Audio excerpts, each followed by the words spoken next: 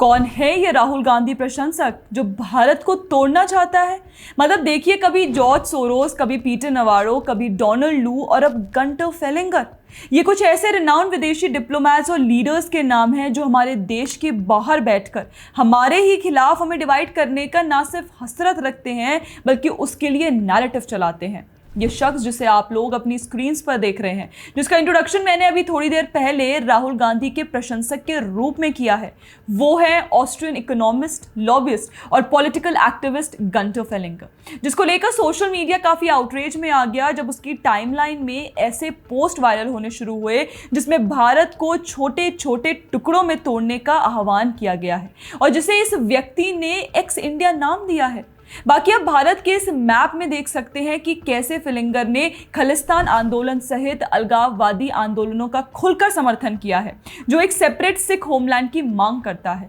आप भारत के इस मैप पर देख सकते हैं कि कैसे भारत के हर राज्य को तोड़कर दिखाया गया है। कुछ राज्यों को पाकिस्तान का हिस्सा दिखा दिया, तो वहीं हमारे उत्तर भारत के एक मेजर चंक को खालिस्तान सिंबल से रिप्रेजेंट कर दिया। बाकी कुछ सूत्रों की माने तो फेलिंगर ने एक खालिस्तान नैरेटिव एक्स हैंडल के साथ घंटों तक चर्चा की और बताया कि खालिस्तान की आज़ादी के लिए क्या किया जाए और साथ ही रूस समर्थक भारतीय नेता नरेंद्र मोदी के प्रभाव से कैसे आज़ाद किया जाए। सिक्स फॉर जस्टिस नाम से चल रहे प्रो खालिस्तान ऑनलाइन स्पेस को ज्वाइन कर भारत में सेपरेटिस्ट मूवमेंट चलाने जैसी रणनीति बनाई जा रही थी। फिलहाल भारत में फेलिंगर का सोशल मीडिया अकाउंट प्रतिबंधित कर दिया गया है, पर सवाल उठता है कि आखिर कहां से आती है ऐसी मानसिकता जहां आप अपने देश में क्या हो रहा है उसे छोड़कर दूसरे देश के अंदरूनी मामलों में हस्तक्षेप करते हैं, क्योंकि फिर यही देश बांटो नैरेटिव हमारे देश के विपक्षी राजनेता स्पेशली राहुल गांधी अपने भाषणों में वोट बैंक की पॉलिटिक्स के लिए इस्तेमाल करते हैं, क्योंकि फिर कांग्रेसी इकोसिस्टम को भारत को बांटने जैसे नैरेटिव चलाने का बूस्टअप भी तो ऐसे ही विदेशी डिप्लोमैट से मिलता है। देखिए कैसे अपने 2023 के एक ट्वीट में फेलिंगर ने राहुल गांधी को भारत के अगले प्रधानमंत्री के रूप में सपोर्ट किया था और साथ ही प्रधानमंत्री मोदी के लिए pro China, pro Russian, pro BRICS और disaster for India and free world जैसे शब्दों का इस्तेमाल कर कटाक्ष किया था। बाकी आपको बता दें कि यह आदमी कई देशों के नक्शे तोड़ फोड़ कर पोस्ट करता रहता है। भारत से पहले वह रूस, सर्बिया और ब्राजील के भी खंडित नक्शे प्रकाशित कर चुका है। वह मॉस्को को यूक्रेन की राजधानी बनाना चाहता है और साथ ही वह यूक्रेन, बोस्निया और कोसोवो को नाटो का सदस्य बनाना चाहता है। बाकी ये भारत की तरह ब्रिक्स को भी खत्म करके एक्स ब्रिक्स में तब्दील करने की ख्वाहिश रखता है।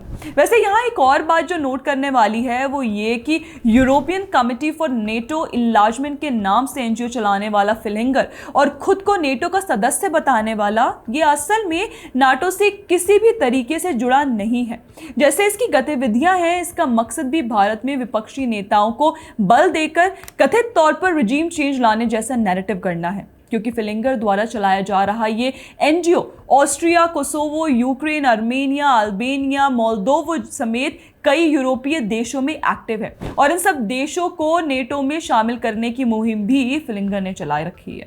अब यहाँ एक और सवाल उठता है कि क्या इसका कोई संबंध डीप स्टेट से भी निकलता है? तो देखिए, फेलिंगर का तो नहीं पता, लेकिन हाँ, ऑस्ट्रिया का यूएस डीप स्टेट्स के साथ काफ़ी गहरा रिश्ता है।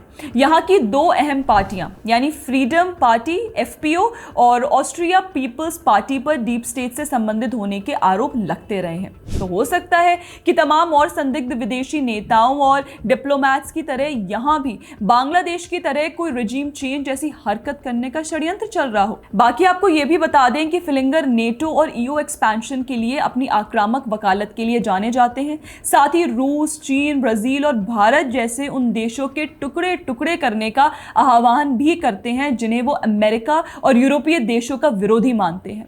भारत के ही तरह इसने लगातार रूस की आलोचना की है और उसे छोटे गणराज्यों में विभाजित करने की वकालत की है और अन्य ब्रिक्स देशों के बारे में भी इसी तरह के विचार व्यक्त किए हैं। तो दोस्तों, सवाल ये है कि क्या हम गुंटर फेलिंगर जैसे विदेशी एजेंडाधारी लोगों को हमारे लोकतंत्र के साथ खेलने देंगे? भारत कोई टुकड़ों में बंटने वाली जमीन नहीं है, ये एक सभ्यता है और सभ्यता को ना तो किसी एनजीओ, ना किसी विदेशी डिप्लोमैट और ना ही किसी राजनीतिक पैटर्न से मिटाया जा सकता है। फेलिंगर जैसे लोग आते रहेंगे, एजेंडा चलते रहेंगे, लेकिन भारत हमेशा खड़ा रहेगा, एक, अखंड और अजय।